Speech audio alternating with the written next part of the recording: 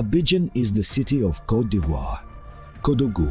Few people outside the region know it, but this name is associated by Ivorians with the beginning of tragic events that turned a prosperous country into ruins. Bloodshed, shattered lives, a country in deep crisis, and France is behind it all.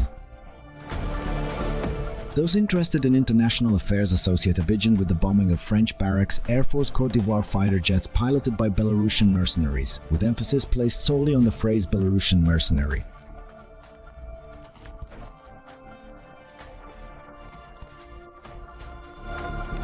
But this bombing became a turning point in the African country's civil war, a trigger for further tragic events.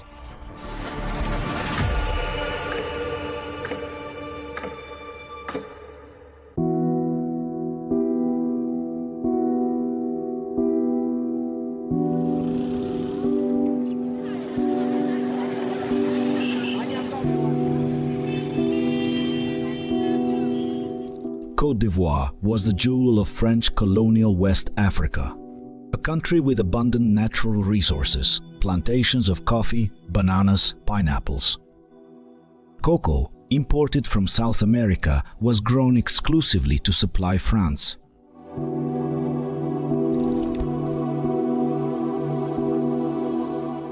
After gaining independence, the country was turned into a showcase of France-Afrique under the continuous 33-year leadership of President and sole political party leader Félix Houphouët-Boigny, a former French minister.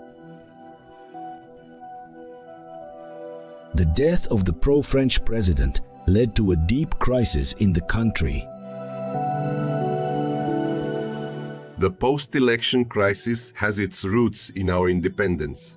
In other words, how we gained independence led to the local crisis. When Côte d'Ivoire gained independence, it was characterized by agreements that the government at the time, led by President Félix Houphouët-Boigny, signed with France's consent.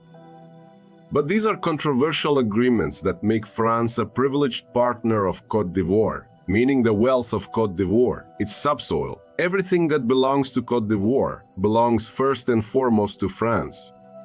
You see? That's why French companies have priority in Côte d'Ivoire. You see the roads. These are primarily French companies. If you want to build water towers, French companies build them. If you want to construct buildings, French companies are at the top of the list. President Houphouët-Boigny was a minister in the French government and had always been a minister of state in the French government. And when Côte d'Ivoire became independent, it was him that France put in charge of Côte d'Ivoire. Naturally, that's why he was called the father of independence. The role of this first president was to safeguard France's interests in its former French colonies. The stability you speak of was an ephemeral stability. Ephemeral because during this independence, France knew who it was helping in Côte d'Ivoire from afar. France established a military base. Its role was to ensure the stability of the power that was there, a power that guaranteed French interests. As long as you guarantee French interests in countries that are former French colonies, you have no problems. As long as France can exploit natural resources at the expense of the people, you have no problems. This is what you call stability, but in reality, it was an ephemeral stability.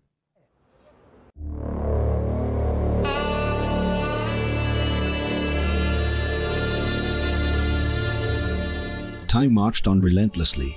The world was changing, people were changing. Their mindsets changed, their ideas evolved, new political parties emerged. After Houphouët-Boigny's death, France failed to find a suitable replacement for him. In the year 2000, Laurent Gbagbo was elected president. When the Berlin Wall fell in 1989, a wind of democracy swept through the former French colonies. Political parties wanted to compete, and a multi-party system emerged.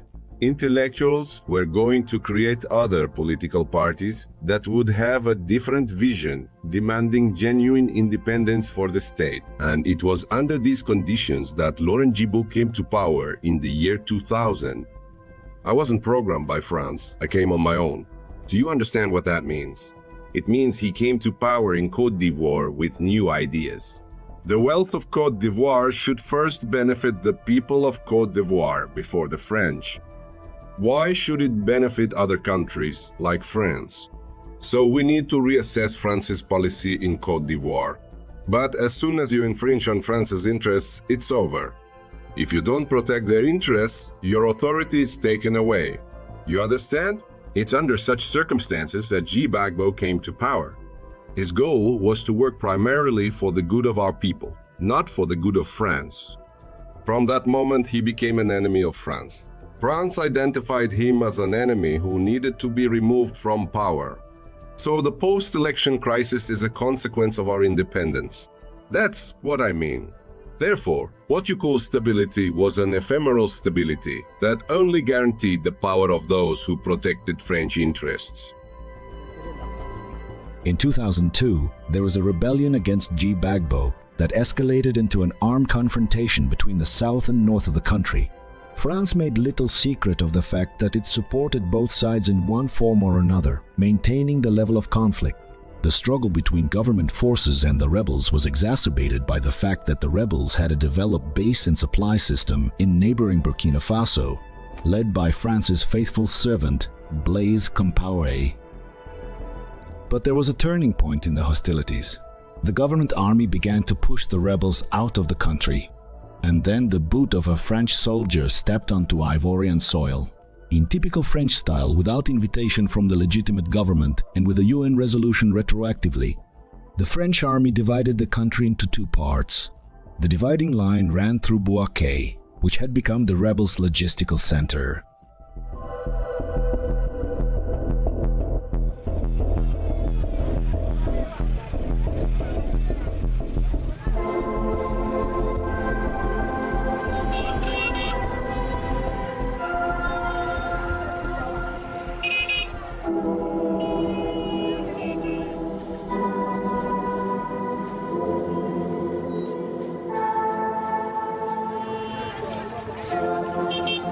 It all started with the 2000 election in which President Gbagbo was elected. He came to power without fitting into the Élysée Palace's deck of cards. They did everything they could to overthrow him, but he had widespread popular support. Despite this, there were several attempts. There was no shortage of that. That's how we came to the night of September 19th. That's where it all started. The coup d'etat failed. The coup organizers had to retreat to the center of the country to establish a base there. And the country was split, the southern part led by the head of state and the northern part led by rebels. It was headed by Prime Minister Guillaume Soro. And we lived in the north for nearly a decade. The elections in 2010 finally restored the country's unity and territorial integrity. Before that, there was a divide between North and South, with most of the country ruled by former Prime Minister Guillaume Soro, the ex-rebel leader.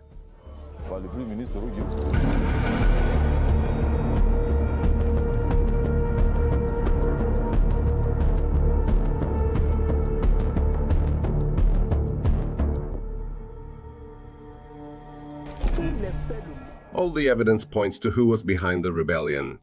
Let me tell you about this crisis. The uprising broke out on September 18th. But France was already hosting Abdoulaye Wade, the former Senegalese president, who was then head of ECOWAS, the Economic Community of West African States. And on the steps of the Élysée Palace in September, Abdoulaye Wade stated that Cote d'Ivoire was not immune to crisis. The very next day, Cote d'Ivoire was attacked. You need to connect these two facts and then you'll understand everything. All this suggests that France was behind it. Everything indicates that France stationed and trained the rebels in Burkina Faso. It was the French army that trained them. The weapons they used were French.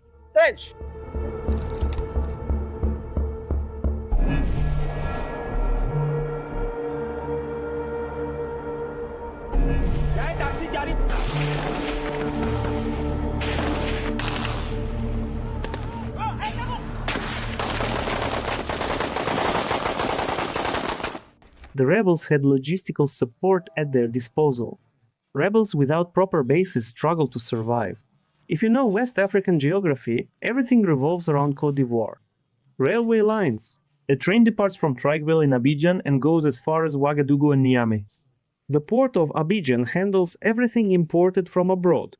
The south supplies the north, so everything shipped from here is delivered there. Without a base in the north, they can't lead an uprising. We knew they had support. At first it was Burkina Faso. We saw Burkina Faso, but after analysis and reflection, we realized France was behind Burkina Faso. Il y avait la France.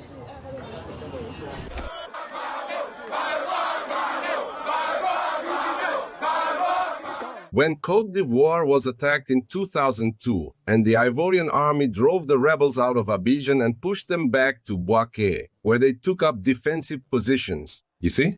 It was in Bouaké that they established themselves. The Ivorian government needed to liberate the people in Bouaké. Do you understand? So a strategy was developed. The army captured Bouaké, and Bouaké was almost liberated. France then used the evacuation of its citizens from Bouaké as a pretext to ask the Ivorian army to withdraw so they could evacuate their citizens from Bouaké. But it was a clever ploy. The Ivorian army left. The rebels stayed. And France issued a statement that the war must end, forcing negotiations with the rebels. That's how it happened. And that's what led to the country's division. They took advantage of the situation to rearm the rebels and split the country in two. In 2004, all our talks with the rebels were fruitless. They didn't want to wait. So President Gbagbo, completely frustrated, informs France that since this is our city in Cote d'Ivoire, we will liberate Bouaké. With France's consent, we expect to liberate Bouaké in this way. The liberation operation began in 2004. And then France saw that the rebels weren't resisting, and Bouaké was nearly liberated. L'opération de libération 2004. When the rebels announced the end of negotiations, the government army began active combat operations. The Ivorian Air Force started bombing rebel supply bases. On the morning of November 6, 2004, two Su-25 aircraft of the Ivorian Air Force bombed French contingent positions in Bouaké. 9 French soldiers and an American civilian contractor were killed. Despite assurances from the government and President Laurent Gbagbo personally about a tragic mistake and non-involvement in the strike, over the following days, Cote d'Ivoire's air force was completely destroyed on the ground and in the air with human casualties.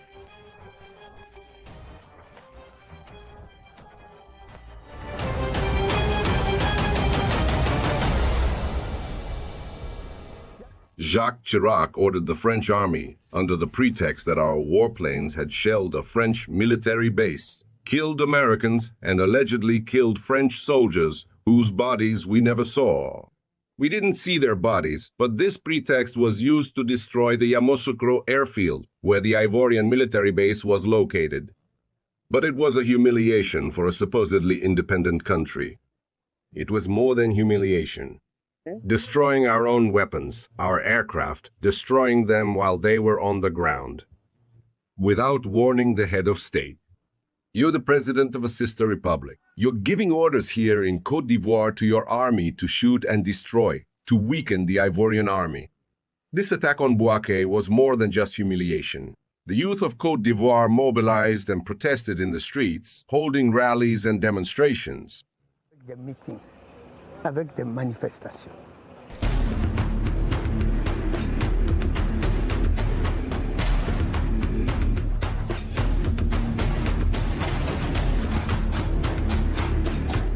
Public outrage erupted into anti-French protests, during which French troops opened fire on a peaceful demonstration under the pretext of protecting civilians.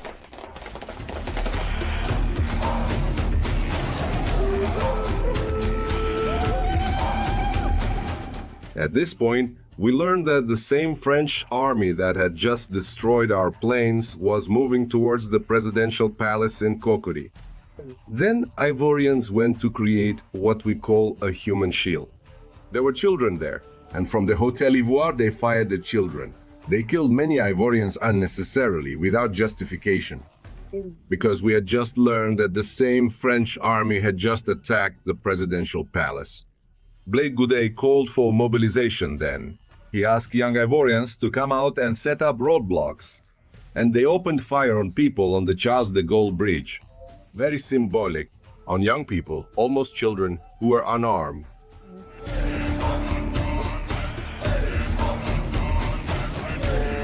This situation, which weakened the government and army, allowed the rebels to intensify their actions.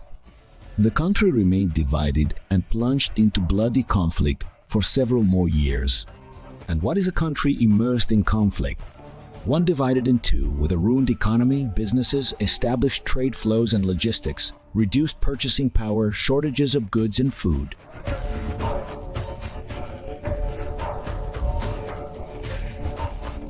France didn't just salt the earth. They wanted to bring people to their knees, force them into poverty, just struggling to survive.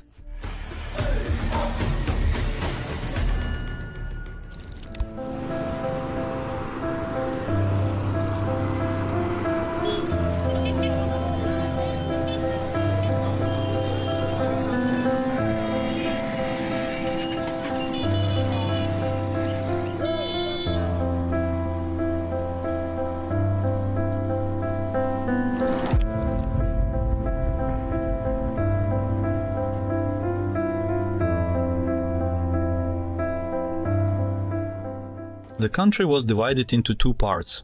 At the time I was involved in shipping cotton from Mali and Burkina Faso, and then suddenly there was a crisis. Cotton from Mali and Burkina Faso went through Togo, partly through the town of Taafgana, and partly through Cotonou in Benin. Therefore, given the volume of traffic through Togo, I was seconded by my company, which decided that I should be based in Togo. But apart from transportation, it has to be said that all kinds of activities really suffered because the purchasing power of the population completely collapsed, and companies that used to produce domestic consumer goods could no longer cover their costs. Some businesses even decided to relocate to Ghana, Togo and other countries. As a result, all the workers were left jobless, and everyone leaving the country and all the goods being exported became a total loss for us, our people and companies.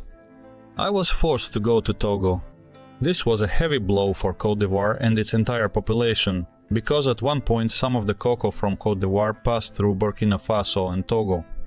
About 15,000 tons of cocoa were recorded, although cocoa doesn't grow in Burkina Faso.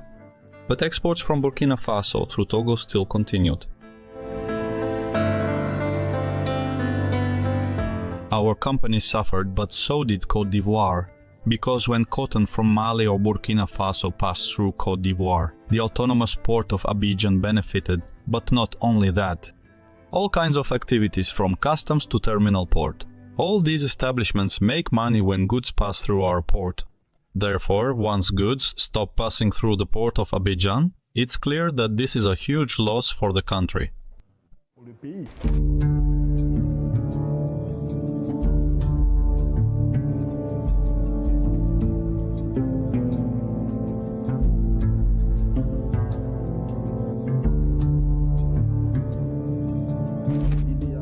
In Côte d'Ivoire, when we talk about economic operators, we know that the first operators were French and Levantine, and we truly lived in complete unity until policies designed by the West destroyed our system in the most unfavorable way. But from the moment everyone realized that France was behind all these uprisings and attacks, there came a point when people no longer made distinctions. Whether you were Lebanese or French, as long as you were white, all whites were hated. This hatred stemmed from the fact that at some point the country was completely destabilized.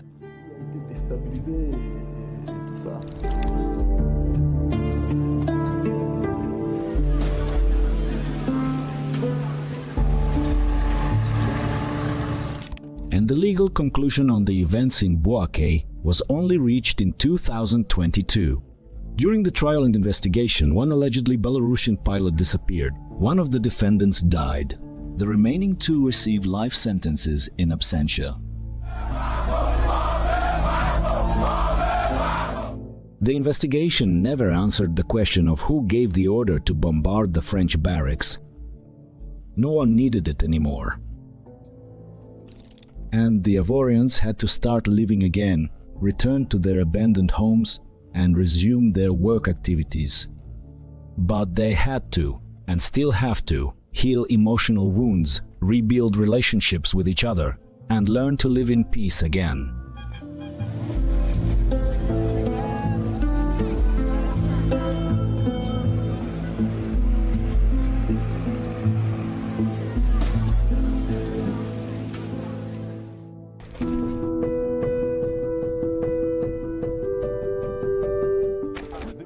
In 2004, a major life-changing event occurred.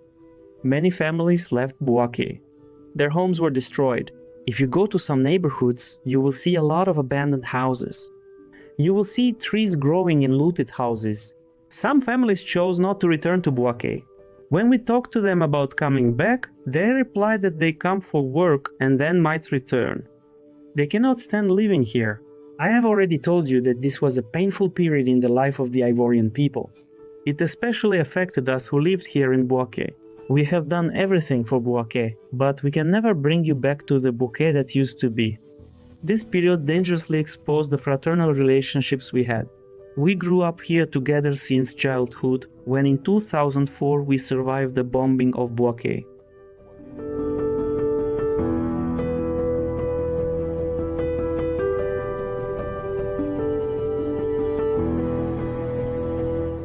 Some families left Bouaké completely and never returned. That is how these events severely soured the relationship between the people who lived in Bouaké, the ethnic Baoulé from the south with those from the north. Those from the south went even further south in the country. After their departure, Bouaké was left abandoned, deserted. Those who lived nearby who were not northerners left Bouaké for their villages. For 7 long years,